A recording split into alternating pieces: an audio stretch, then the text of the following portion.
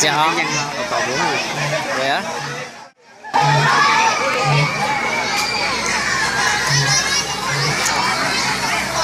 This Mr. C1, he's teaching English.